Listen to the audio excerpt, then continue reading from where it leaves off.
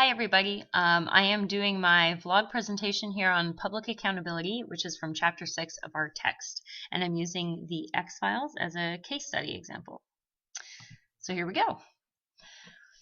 Public accountability is a necessary characteristic of a healthy public discourse. For this reason, it is helpful to frame the term within a public ethics context.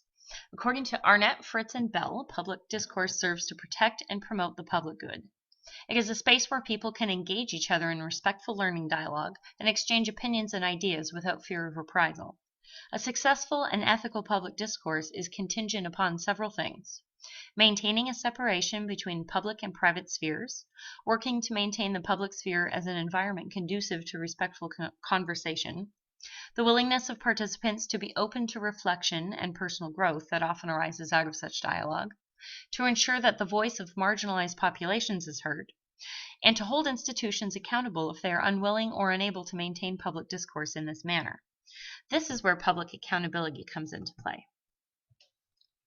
So what is public accountability and what role does it play in the maintenance of ethical public discourse? It can be defined as the, quote, obligations of public enterprises and agencies who are entrusted with public resources to be answerable for fiscal and social responsibilities to those who have assigned such responsibilities to them. In other words, if the public grants an organization power by asking it to take on certain responsibilities in the public's stead, that organization is accountable to the public for its actions. If the organization doesn't employ approved methods or its efficacy rates are lacking, the public has the right and responsibility to call the organization into question.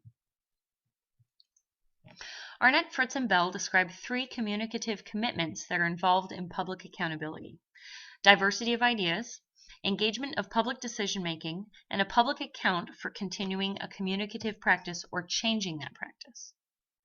They stress the importance of being open to change and offering, quote, clarity of rationale for choosing to either maintain or change a given position. Arnett et al. Argue that the public sphere is not a place for ideology, but rather welcomes difference in decisions based on analysis and reflection.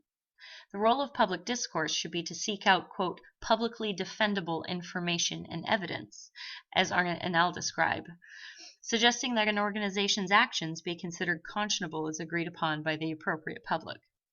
Further, the behavior of an organization's members should be guided by the public's predetermined standard for them.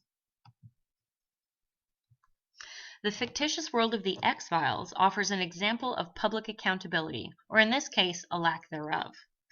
The X-Files is a television show that tells the story of Mulder and Scully, 2 FBI agents who spend years slowly uncovering a covert shadow organization within the FBI mainstream.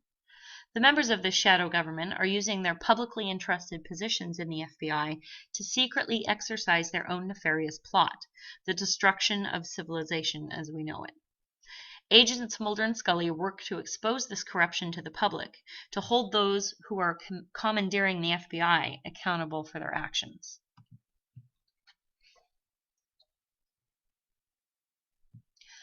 In this scene, Agent Mulder is called to testify at a hearing for the murder of a DoD employee and for faking his own death, but instead is able to expose some of the corruption within his own chain of command. He's a no-show. I'm going to ask for a bench warrant. Sorry I'm late.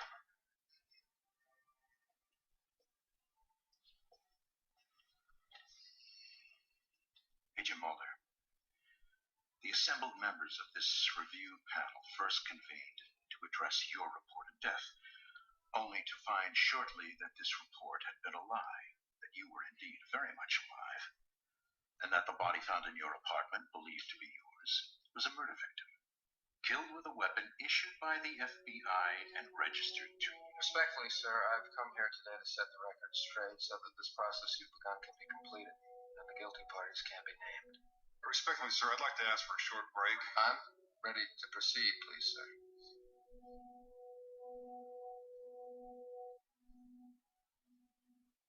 Go on, Agent Mulder. 4 years ago, while working on an assignment outside the FBI mainstream, I was paired with Special Agent Dana Scully, who I believe was sent to spy on me, to debunk my investigations into the paranormal. That Agent Scully did not follow these orders is a testament to her integrity as an investigator, a scientist, and a human being. She has paid dearly for this integrity. Agent Mulder, Agent Scully lied straight-faced to this panel about your death. She lied because I asked her to. Because I had evidence of a conspiracy against the American people. You've already heard testimony to these allegations, Agent Mulder. And a conspiracy intended to destroy the lives of those who would reveal its true purpose. To conduct experiments on unwitting victims to further a secret agenda for someone within the government operating at levels without restraint or responsibility, without morals or conscience, men who pretend to honor as they deceive. The price of this betrayal, the lives and reputations of those deceived. Agent Scully is lying in a hospital bed right now, diagnosed with terminal cancer. She's the victim of these same tests, conducted without her knowledge or consent by these same men who, as they try to cover their tracks, who suborn and persecute the same people they've used in their plot. I will now call by name. Agent Mulder, did you or did you not shoot the man found dead in your apartment? I will answer that question, sir. Did you shoot Scott Osselhoff, employee of the Department of Defense? I will answer that question, sir.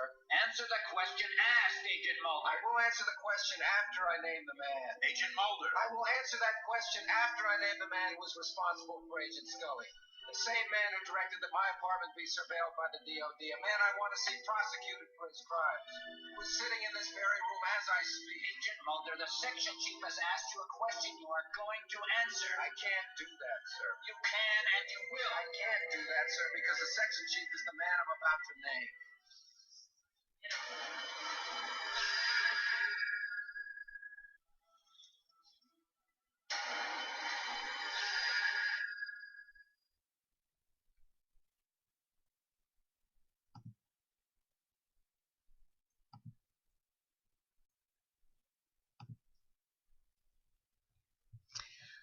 Arnett, Fritz, and Bell argue that ground zero for making decisions must be the public arena, for good or for bad, bearing both short and long-term ramifications.